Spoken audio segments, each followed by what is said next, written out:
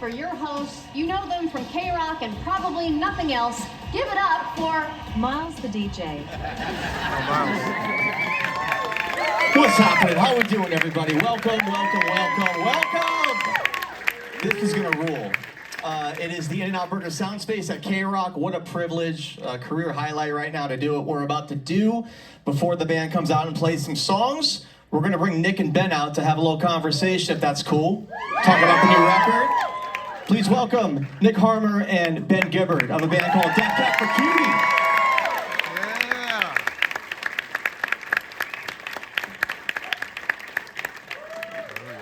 Gentlemen, How's it going? how are you? Good. You have a new album coming out. Well, actually, as this is being filmed and recorded, it's out. But for the purposes of the live, it's coming out on Friday. It is, yes. It's your 11th record. Oh, yeah, 11th, yeah. Is it 11? It's 11 albums. We've been around a long time. One thing that struck me, I've had the privilege to spend some time with the record over the past week or two, and kind of noticed this last night. You had an underplay at Sid the Cat. You're the kind of band that I just, as a fan, as an observer, you really feel like a group of individuals who just love making new music and making records. How do you keep that inspiration, that curiosity alive over time? For me, there's no moment where I feel more satisfaction than when I've just finished a song that I'm proud of and I'm just in my own little home studio and I'm excited to send it to the guys. And I think the thing about being in a rock band that even after all these years is still really satisfying is that it's really exciting when you find a new way to say something, either musically or lyrically. And we're all just really great friends. I mean, Nick and I have been best friends since we were I was 18, 19. So it's like there's no better feeling than being in a band with your friends. It's just the best. So we figure, why stop doing it, you know? Keep going. We're into it, you know, so appreciate it. It's your first record. You've been on a major for like 2 decades. Your first record with Anti Records, which is amazing. Yeah, give it up for Anti, based in Los Angeles. How did that come together? I was at a wedding. My friend Tom Sharpling was getting married, and I was sitting at a table. My partner and I were sat at a table with some people from the OCs and Mike Kroll and this woman Allison Crutchfield. And Mike Kroll has put out records on Merge, and we were talking about like what's it like, you know, on your label or off the label, this kind of thing. And I found myself talking to Allison, and she's like, "Well, I do A&R at Anti." I was like, "Oh yeah, you guys are great. Slow Pulp's on that label. We just had a tour with Slow Pulp. Oh yeah, the Beths just signed to them, and oh, our friends Fleet Foxes are on there, and oh yeah, Nico's on there, and you know we had a great time at the wedding. And I got home on Monday, and I was talking to Jordan, our manager, and I was like, you know, we should talk to Anti. And he was like, I was having the same thought. So we took a meeting with Anti, and we just hit it off immediately with Allison, who's no longer at the company, but Andy Culkin and Brett Gurewitz. And we left that meeting, and Nick and I, we were on the way to another meeting with another label that remained nameless, and we were like, so we're signing to Anti, right? That's what we're doing? I mean, it was just, we just took the other meeting basically so we could get a free lunch, and then we signed to Anti. That's one of the reasons. Nick, what was it about that meeting for you that made you know, like, you got to sign to this label? You know, after 20 years of being in the major label system, that was its own ride, and it was just really nice to be in a room full of people that we felt spoke our language again in some ways. They are music fans, everyone at the label. They put out great music. We just ended up talking in a real easy and comfortable way about what we like about music and what we like about each other. And there were just no pretense from the first 30 seconds of us in that meeting. It was very disarming, and I think, you know, we didn't know really what to expect, but we really felt like we just left. It didn't feel like a meeting, it just felt like a hang with friends. Yeah, it felt like we were back with our people. Yeah, kind of. exactly. And right away, like Ben said, we got in the car after that, we're just like, that's what we're gonna do. It just, and I, you know, we've been fortunate over the years to find people in our lives that we work with, you know, our crew and everybody that are kind of have that feeling, and it's nice that the label has that too now, so it feels complete. That's excellent. In preparation for this conversation, something, I don't know, I've noticed a lot in some of the interviews is interviewers talking about how, wow, like, this album's really good. You guys still have it. Like, that's amazing. Like, how did you do this? And I'm kind of like, Asphalt Meadows was amazing. Thank You for Today was amazing. Are you kind of finding like people saying that a lot? Like, wow, Death Cab still has it. Are you thinking like, yeah, like, of course we do. Like, what do you mean still? I mean, you can't have a career as long as we've had without straying into the wilderness a few times. And I think certainly between transatlanticism plans and maybe to also an extent Narrow Stairs, there was a moment in the culture, about 20 years ago where, the band and this style of music was kind of more at the forefront of,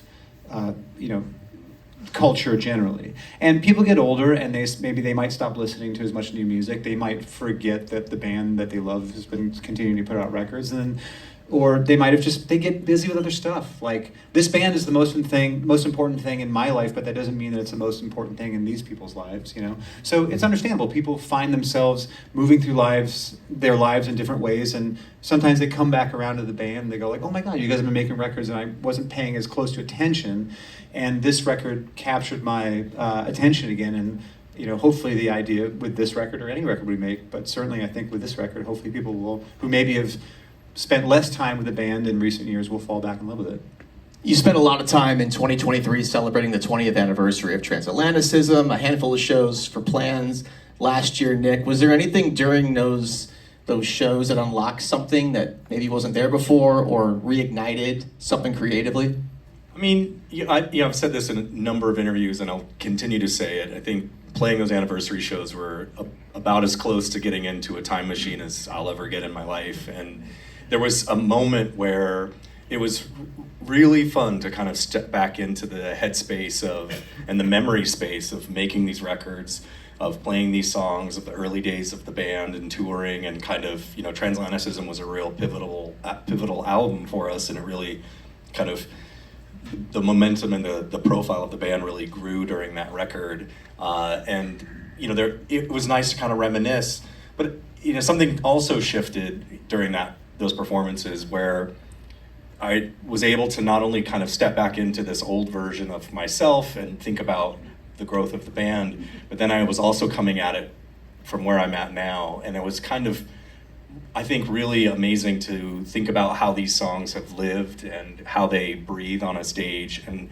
if anything, there wasn't like this moment of like, oh, rebirth or rediscovery. It was more an appreciation, and I think we kind of came out of that with this newfound confidence about, the music that we make and the chemistry that we have as players, and we could really reflect on that time, that journey that sort of happened in that amount of time. So yeah, I mean, I don't know, I'm still kind of unpacking a lot of that, but I think for me it was just a really great moment for us to go like, okay, we did this, and let's take that momentum into this new record and really try and preserve that, if we can. Incredible. As we record this, last night in South Pasadena, you played the new record front to back at Sid the Cat at a no-phone show, so people were really engaged. What was that experience like for you, kind of just starting to put this album out? Well, the show itself felt like the 90s. Yeah. It was, I got up on stage before the show started and just said, we want to give you guys this gift, in that we want to time travel with you guys and bring you back to a time where everybody in the room was entirely present. So I was actually more nervous than I'd been in a while, because we tend to not play new songs live for that exact reason. People have their phones. We might be working on something. We don't want to play a new song a year before it comes out and have people who are fans of the band burn out on it before the record is out, or maybe that we change it by the time it comes on the record and people are like, you changed the song I liked. So I was rather nervous to play 11 new songs for people, but it was really cool to see how some of the songs connected with people, and there were a couple that assuredly no one had heard yet, and halfway through I could see, oh, this one's going on the festival set for a while. So, well, hopefully you guys feel the same way. Yeah. Hopefully. Stone Over Water was one of those songs, and granted it had been released before the show, but that's one of those songs that I kind of feel like is getting a lot of buzz right now with I Built You a Tower. Nick, did you, as the show kind of went on yesterday, did you sort of notice the crowd getting more engaged, and talk about that song in particular? Yeah, I mean, I definitely sort of felt that. I mean, I feel like everybody was there to listen. There was never a moment where like we have to win people over. They were just excited. I could feel the energy around that, and we are excited to share the music. So, we've been working hard in rehearsals, getting it all ready to go. So, I think it was just a real natural feeling for us. Like, it's actually weirder to talk about the record than it is to play the record in some ways. Like, I'm much better at playing bass than I am talking about playing bass, if that makes any sense. So, that was great. I mean, and then, as far as Stone Over Water goes, I think that we've now released 3 songs ahead of time, before the record comes out now on Friday, or I guess we're cheating now and saying it is out because of the taping. But, that was a song that was really fun, was even though it had come out that day, there were still people in the audience that I had clearly listened to it enough times to be able to sing the lyrics back right away, to me. And I was like, wow, you're really paying attention. They got extra credit. Yeah, they got extra credit. And I was like, wow, I know you've only heard this song for hours at this point. And that was a really fun moment to kind of feel that connection, knowing that it was still brand new for them, Ben, how did it come together to have that song on the record? Well, we had, between my demos and the stuff the band was working on, roughly 90 songs going into this record, and we all had our own list of the things we wanted to have on the record, the 5 of us, and we would kind of politic which ones we wanted to record. And at some point, our producer John Congleton said, "Well, send me all 90 songs." We're like, okay. And we sent him all 90, and I didn't think in any world he would listen to them all. And we got in the studio the first couple of days and we're talking about what we're going to work on. He was like, "Well, what about Stone Over Water?" And I was like, we all looked at each other like, "Stone Over Water? Like, we're not doing that. None of us chose it." He's like, "No, we're going to do that song." And initially I thought that this was some kind of form of misdirection, or sometimes in the studio you want to start with something that nobody really cares about, just to get the sounds in the studio or shake the cobwebs off of the nerves. And I just assumed this was a psychological play on his part. And we worked on the song for half a day, and we were listening to the playback, and I was just sitting in there in the control room, and he was at the board, and I just said, "Man, this sounds awesome." And he spun around in the chair. He's like, "Yeah, I know, I'm really good at my job." And he was, and so far it's become a song that just in the last couple of days I've had innumerable people in my life reach out about it in ways that people haven't reached out. I mean, people will say, "Oh, I like the new single," but it seems to have made an impact on some people in my life that it means a lot to me that it's meant that.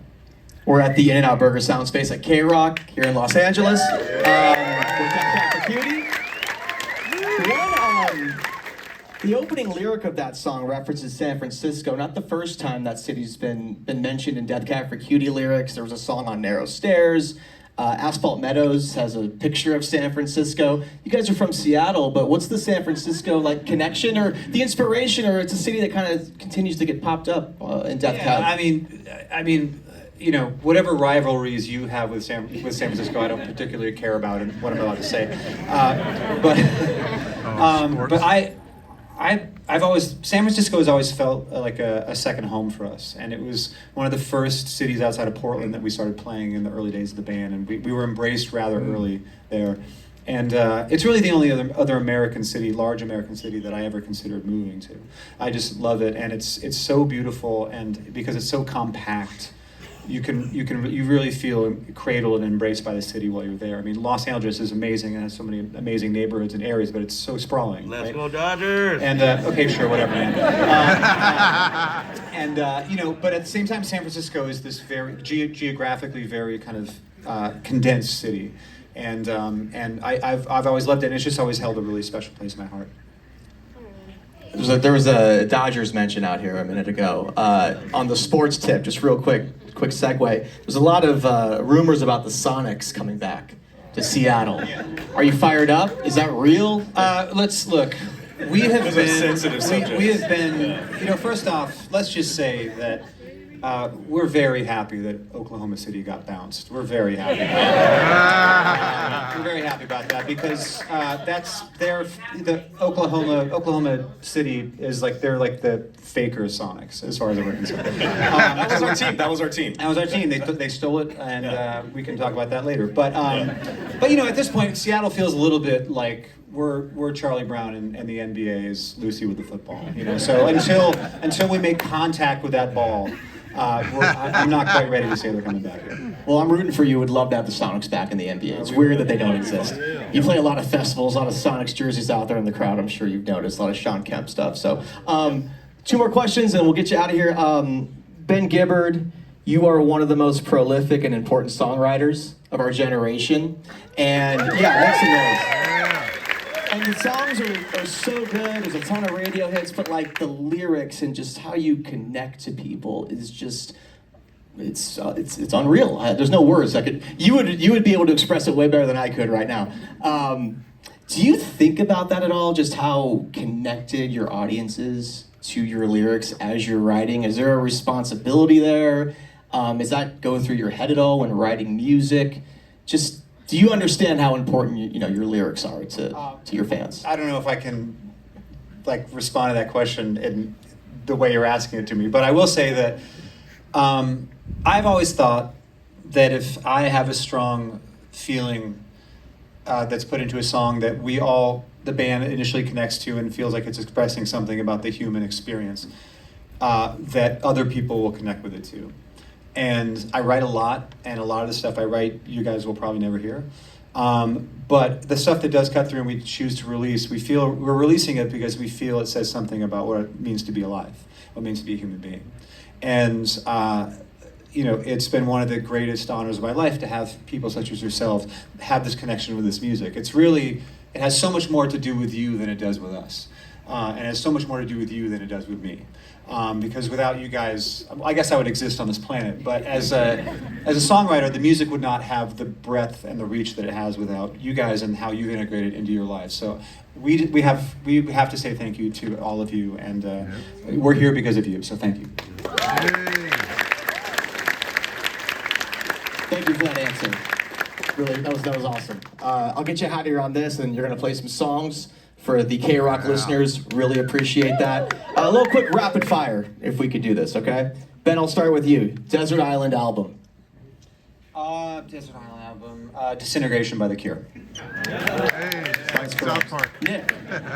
Desert Island artist catalog. REM. Nice. Ben, most underrated Death Cab for Cutie song. Song.